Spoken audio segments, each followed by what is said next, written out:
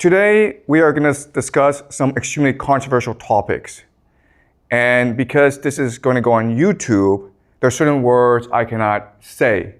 So just to warn you, I will write down these words, but I will not say them, because if I do say them, then I will get censored on YouTube.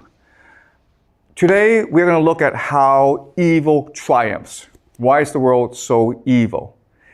And there's going to be a lot of extremely disturbing topics we're going to discuss.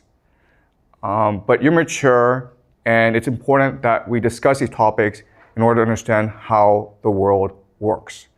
So let's just start. And we will do a lot of speculation and theorizing in this class. So do not take this as gospel. Do not believe this is the truth. The entire point of this class is to help you develop the theories and the ideas to better understand the world. These are tools. Okay, this is not truth. These are tools. All right. So the first question I have for you is, what is happening in Israel? Right now, as you know, Israel is besieging, bombarding Gaza. You might have seen the videos on social media.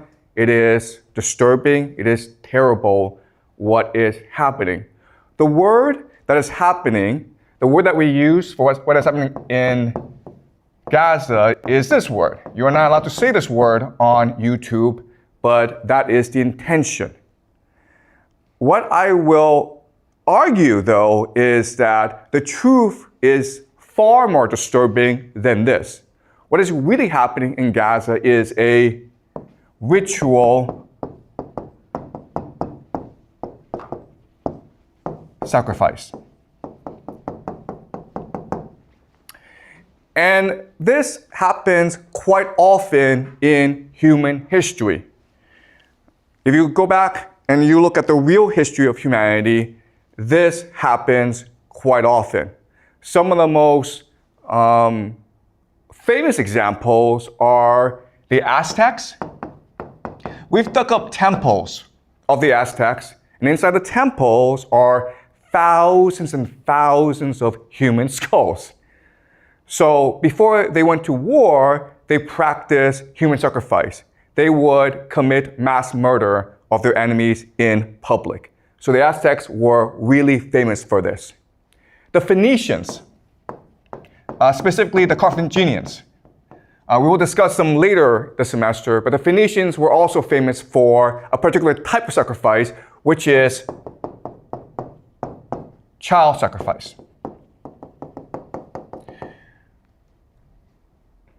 The Romans wrote histories insulting the Phoenicians for practicing this sort of sacrifice. But the Romans themselves practiced human sacrifice.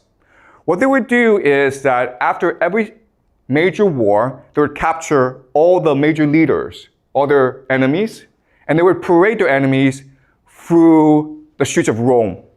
This is something called a triumph. At the end of the triumph, they would gather enemies at the temple of Jupiter. Jupiter is their god. And then they would strangle to death their enemies. That's sacrifice. That's human sacrifice. They didn't call it that, okay? And they sort of disguised it, but we know for a fact that they did do this. So the question for us is, why is it that this happens? Why do the Aztecs do it? Why do the Phoenicians do it? Why do the Romans do it? And why is it today the Israelis do it in Gaza? And remember, okay, what the Israelis are doing is quite horrific because it is really this sort of sacrifice. Why? Because 47%, almost half of the population of Gaza is under 18 years old. So the majority of people who are getting killed are in fact children. What is most striking or blatant about what's happening in Gaza is that we can all see it for ourselves. And it's almost as though the Israelis want us to see it and want us to hate them. Right? You can see all over the world, popular opinion is turning against Israel. You have these popular protests all around the world. protesting what is happening in Palestine. If they really want to do this, right, there are actually much more effective ways of doing this. For example, you could just poison their water. Or you could poison the air so that everyone in Gaza gets a fast cancer, right? We have the technology to do this. So Israel could do it this secretly and no one would talk about it. And in 20 years' time, 30 years' time, the population of Gaza would all be gone. It would be a very secret, right? Instead, they choose to do this in front of the world. And my argument to you is that this is intentional. They want the world to hate them. Because by doing this, they create the ultimate taboo, right? We find this disgusting and contemptuous, so the entire world will unite against Israel. But guess what? That's what their religion wants.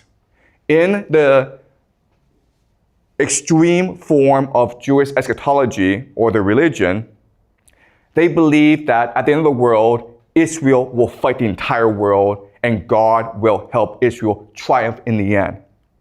So what's really happening in Gaza is that there are extremists within the Israel government who want to accelerate the process of the end of the world where Israel will face the world. And if you think about it, the entire idea of this ritual sacrifice is to unite the Israeli population. And what's extremely disturbing and horrifying about it is that this works. Why? Well, let's use an analogy, okay? The analogy is this. In Chinese history, the most popular military stratagem is to fight with a river behind your back. You guys have heard of this strategy, right? Where, okay, an army is losing, okay? It's being scattered by the enemy. So what the general does is forces the army to retreat to a river.